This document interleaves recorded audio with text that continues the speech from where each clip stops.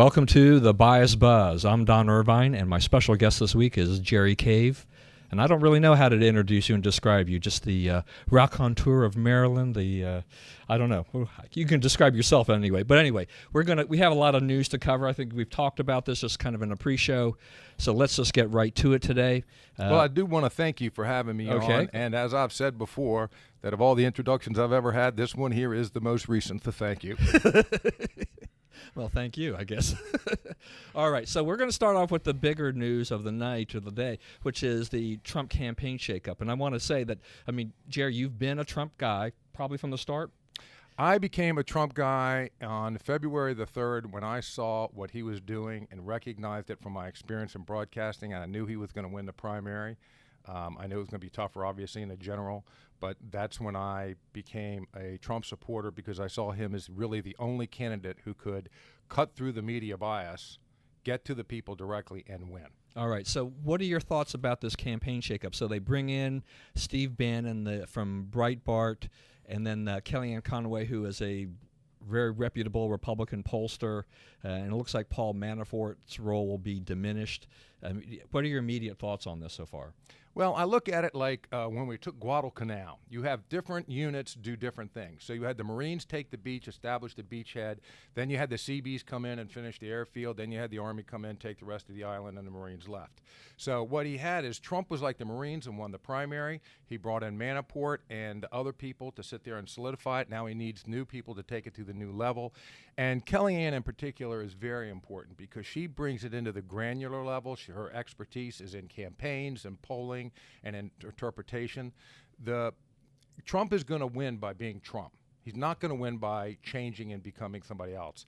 The most important thing is for Trump to continue to be Trump and for the Republican Party to get out the vote. Getting out the vote is the critical issue because Trump will win if he gets a lot of Republicans, he will get some Democrats, and he will get a lot of independents. All right, okay, I can go along with that. Now, here's the thing. That may be the first time I've ever said something you could go along with. I'm pretty happy. Now, this is going to turn into a comedy show at this rate. Anyway, so yeah, let's talk about this. The Trump campaign, at least in the media, and we'll throw this in here, has had some problems, or at least perceived problems, in terms of the messaging and Trump's ability or inability to kind of stay on message. He's been criticized for a lot of things that I've talked about on the show that I don't think he's been. It's been proper to criticize him. I think he's been beaten up on things where the media has really kind of had it in for him, and so they took it and they ran with it, and they did that. And I like what you said about Kellyanne and going to the granular level, to keep Trump kind of on message. Trump does need to be Trump, because that's how he got here. But it is the general election versus the primary season, and we've got 82 days left. Still a lot of time to change people's minds, on this election. But with all these changes, is this a long-term positive? Let's throw in. I want to throw in Bannon too, because here's the guy you bring in. Breitbart has been very pro-Trump to this point, but Bannon doesn't have any campaign experience per se. Are they going to wind up leaning mostly on Kellyanne and then somewhat on Manafort and maybe less so on Bannon? I see more. I can see how Kellyanne fits into the equation. I'm not sure how Bannon does, but what I think we need to do is step back for a minute and look at the foundation of this. Presidential campaigns are won and lost on television and in social media. They're not won in newspapers or radio or direct mail or that other stuff. And Trump is dominant in social media, and his social media activity, excuse the expression, trumps everybody else by geometric proportions. So he's winning there. Now, the thing in the media is that the media had to cover him during the primary because he was fantastic for ratings. And they feel like they have created him, and they feel like they've created the Franken-Trump. And they feel guilty as can be. And I'll tell you something, I talked to them. They hate Hillary Clinton. They just hate Trump more, and they hate it more for Republican wins. So they have coalesced, as Greenwald came out and said, they're united in an anti-Trump campaign. And the frequency of that will have some negativity. There's no question about it. So the media was against him from the get-go, and they're going to continue to do that. And Trump has to break through that. Okay, that's good. Now there was an article in Vox that just came out, and which was kind of interesting because it talked about. There was discussion about the anti-Trump media, or because Trump has talked about, well, it's kind of the crooked media, they're rigging the election against me, that kind of a thing. Some people say that's true, other people will dismiss it. Particularly liberal media will dismiss it. But what I thought was interesting was that some of the reasons listed for the media's anti-Trump attitude is that they were afraid of him because of the things that he's done and said. They're worried about their First Amendment freedoms. He's banned people from his press conferences and from his other things, and they see this as infringing upon freedom of the press, and they're fearful of what he will do going forward. Is any of that legitimate? Okay, I've been in sales my entire life, and what you have to do in sales is you don't pay attention to what people say, you pay attention to what they mean. Now, the first thing is the media has, for my entire life, been against any Republican candidate, and their goal is to destroy them with a kill shot. Now, if you have a stronger candidate like Trump, they've got to be more overt about it. Their business model, profit-wise, is destroyed, so their ethics are being thrown out the window. So they are overtly and admittedly against Trump. They did the same thing against Mitt Romney. Now, Mitt Romney was squeaky clean, and they had to go back to high school to find something. Whoever was going to be the GOP candidate this year was going to be demonized. So to say that Trump is giving them ammunition is ridiculous, because whatever he said was going to be used against him, whether he was reading out of the Old Testament or the New Testament. And the other thing is, where's Watergate? And what I mean by that, I was actually alive during Watergate, I am that old, is that they would take and scrutinize things until they found the kill shot on Nixon. And with Hillary Clinton, she has so much damaging material there, and they have blinders on. They either won't cover it, they're in denial, or they minimize it and say, well, it's not that bad, or they rationalize it and say, well, that is bad, but Trump's worse. So the media is completely against him. They've always been against the Republican Party, and nothing is any different except the degree and their transparency about doing it. Okay, let me ask you this. Do you think the media is more anti-Trump than they would have been, say, had Rubio or Cruz or anybody else? Are they treating Trump any differently than they would treat those candidates? Yes, they are, and for two reasons. Number one, they have to, because he is a stronger candidate, and they have to ratchet it up to get the kill shot. And the second thing is, and they are afraid. They're not afraid personally. They're not afraid for all the stuff they say. That's listening to what they say, not what they mean. They're afraid that he'll get elected, and then we'd have a Republican, and we would reverse this socialistic, extreme left-wing insanity of the last eight years.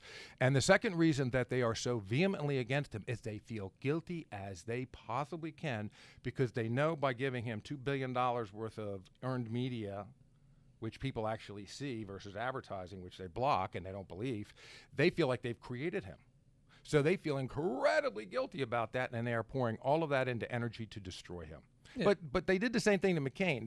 They were nice to him in the primary and then clobbered him in the general. They've always been nasty to Trump, but being nasty to Trump still gets him on TV. So that's what they're going to do. They feel guilty, and they're going to continue. They're at it rationally and irrationally at this point. Yeah, that's interesting that you just mentioned McCain. Not that I want to go back to John McCain, but they did love him at the beginning, the whole bus, the maverick Republican and everything like that.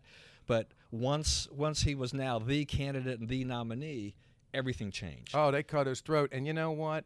Anybody who was paying attention to the media for the last 40 years and following the work your organization's done with you and your father, and you've seen this, you knew that was going to happen. That was as predictable as the sun coming up tomorrow.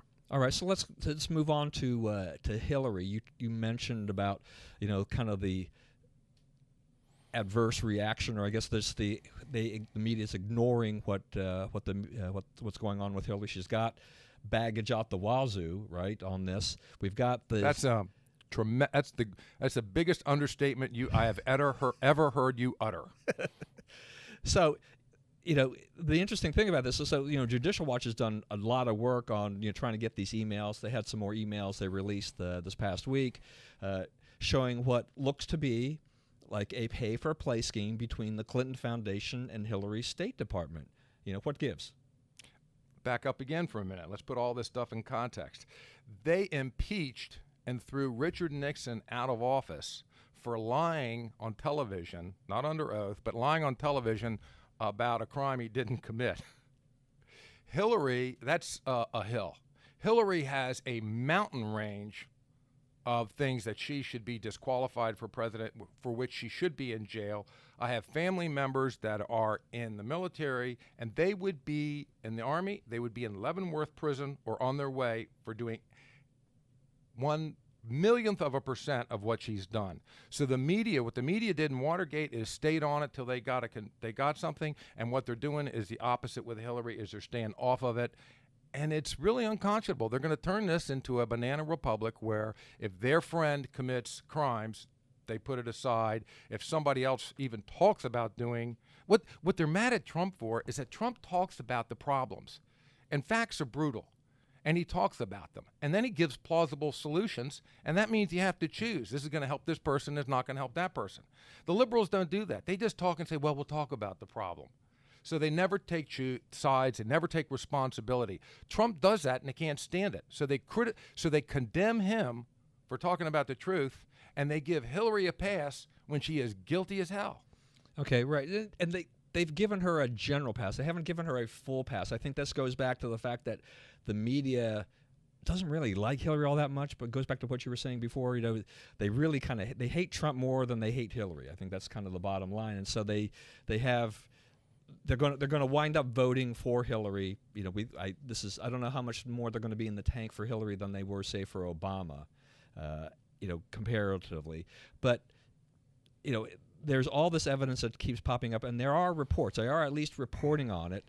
I think we are seeing some in the media trying to figure out how does she keep getting away with this? I mean, the media is questioning it. They don't go all the way through to the end. I think they don't carry this all the way through to its conclusion. They kind of address it and move on. Maybe is that their way of saying, we've talked about it, so we can alleviate our guilt, and then we can move on and now talk about Trump or something? Great point. Here's what they're doing. What she is doing, imagine it's a disease, and the disease would kill her career.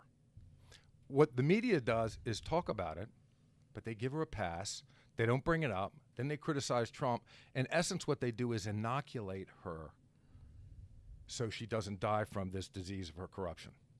And either if they didn't report on it, they wouldn't give her the inoculation. But now they can go around and say, oh, well, we've reported it. Well, yeah, but you've given her a pass. You haven't stayed on the issue. You haven't demanded that they indict her. You haven't demanded that she be called into question for these things. So what they're doing is really insidious, dishonest, and it disserves the country. Right, and then you have Bill, who comes out and he says, you know, this is the biggest load of bull, you know, that he's heard, you know, all this stuff about all these attacks on Hillary about her emails and all this stuff, and goes back to that whole James Comey, you know, she was truthful, the claim that she's made that FBI Director James Comey said that she had been truthful to what she had told the public and all this kind of stuff.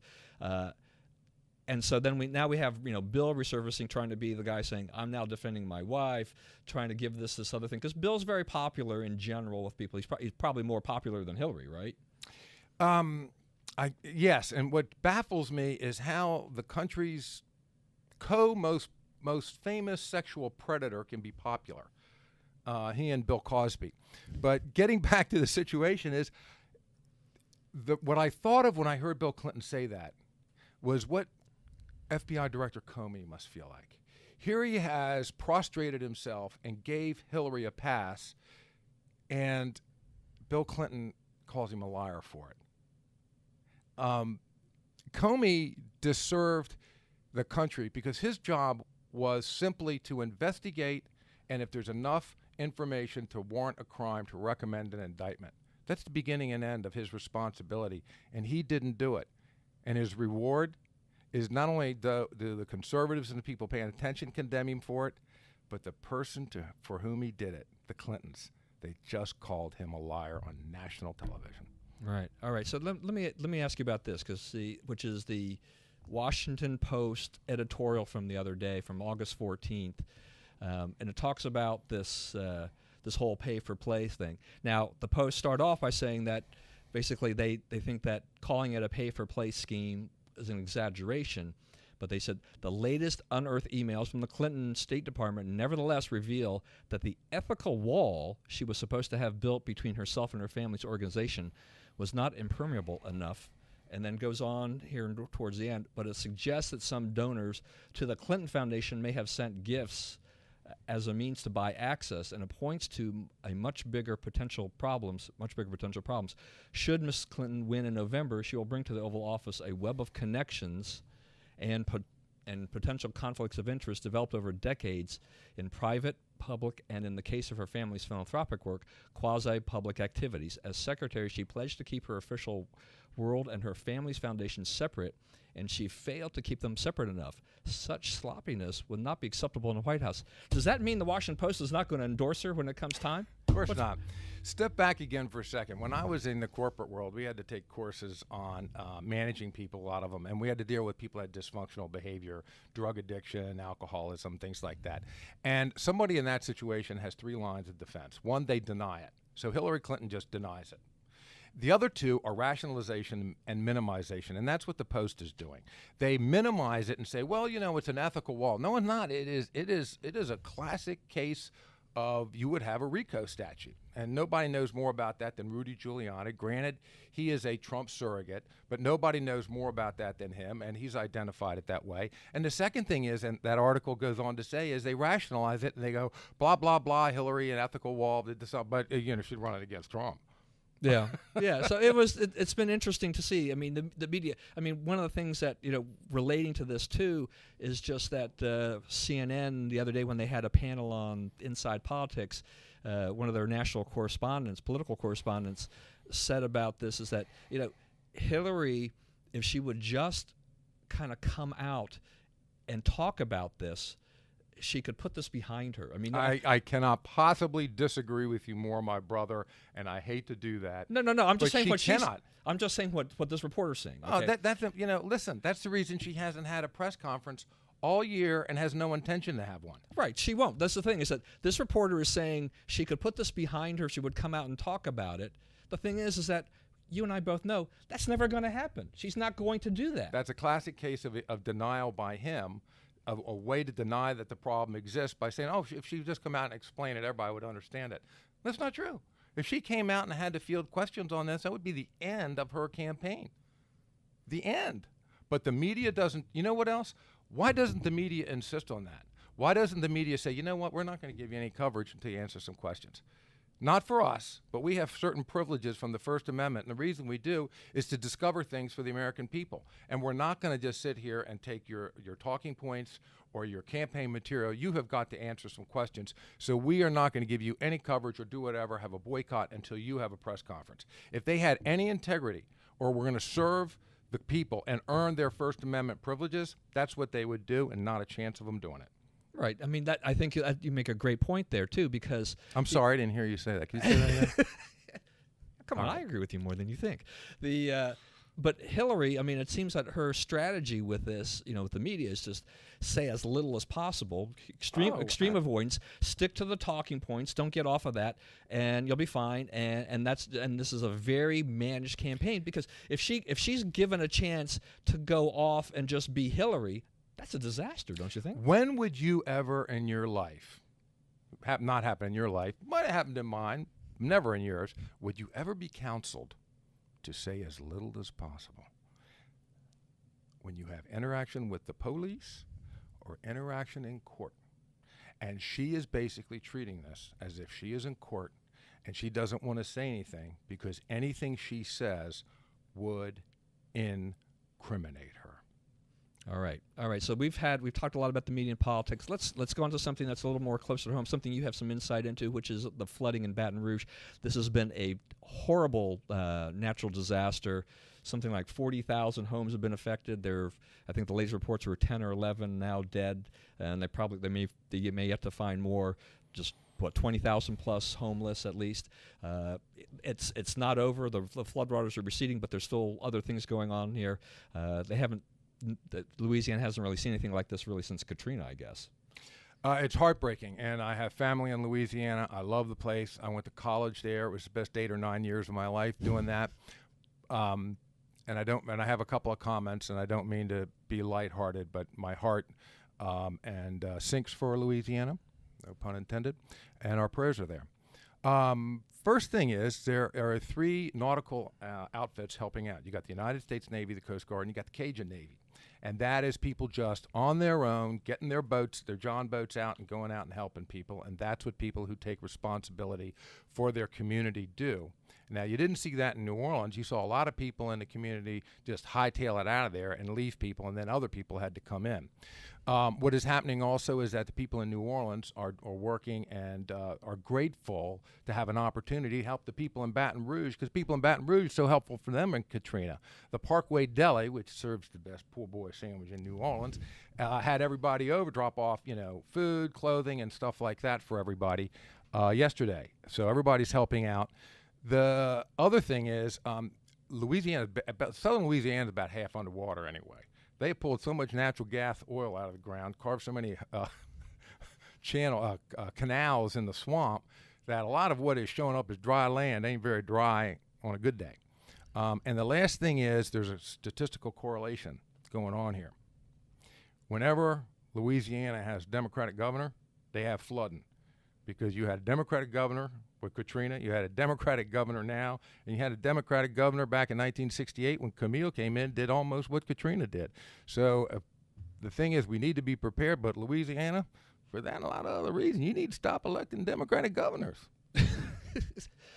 Well, that's an interesting correlation, one that I had not known about up to this point in time. Let me bring one more. I am here to enlighten. Thank you. I appreciate that. Let me ask you one thing about this, though, which is that this also has provided an opportunity for the noted Nobel Prize-winning scientist Al Gore to talk about that this is all because of global warming. Well, Al Gore has made a lot of predictions, none of which have come true. But what do you expect from somebody who was the senator from Tennessee and grew up in Fairfax Hotel? I mean, there just isn't anything consistent or honest about Al Gore, except that he's gotten rich off of this whole global warming scam. And that's all I have to say about that. All right. Well, we're getting closer to the end here. So let's talk about Obamacare, because that's just popped up in the news. Aetna, very large insurer, announced that they are pulling out of, in essence, really 70% of the counties that they were in the market for before. They are now going from 15 states to 4. They were insuring between 800,000, 900,000 people. That's going to obviously reduce to a very small number.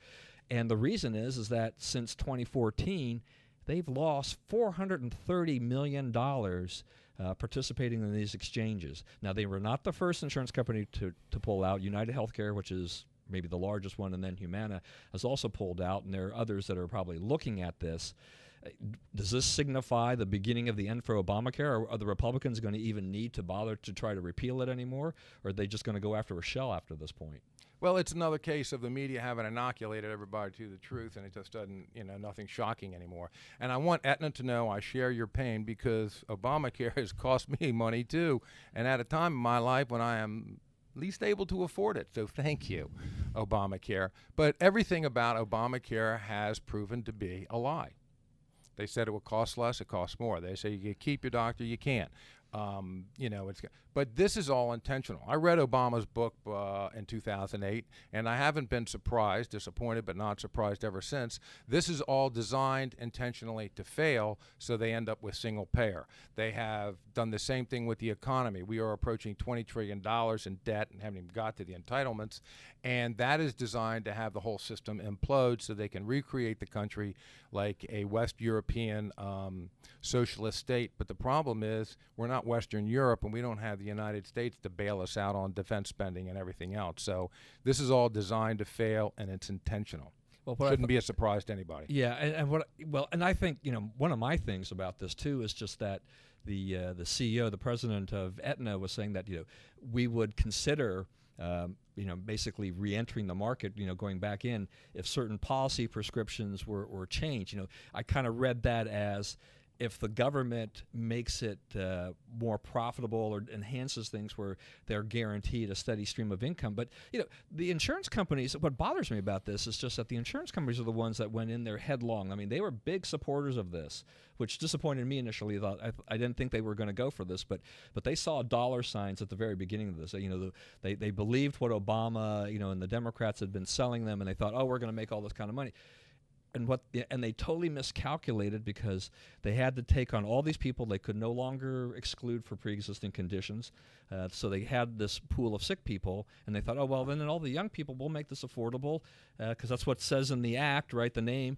And that'll more than balance out, all the sick people, and we'll still make money. And it's really been the reverse. They wind up with all these sick people, and the young people are like, we don't need it. We never really liked health insurance to begin with, and it's gotten more expensive. The people who did sign up for Obamacare, a lot of them, they got the subsidy, but when the subsidy's gone, they're going to go out. They would rather, it's cheaper for them to pay the penalty and wing it a little bit. The whole thing has been an absolute disaster, and I think the insurance companies, to a certain extent, are getting a little bit of what they deserve. They should have known better. My cousin moved down to Atlanta in 1960, and she couldn't keep her health insurance and this whole thing, too. So when she moved down there, they said, oh, you from Washington. Well, I want to tell you about my congressman or senator. And she looked at him. She said, look, sugar, that's not who's running the show up there. Who's running the show are the lobbyists and the special interests.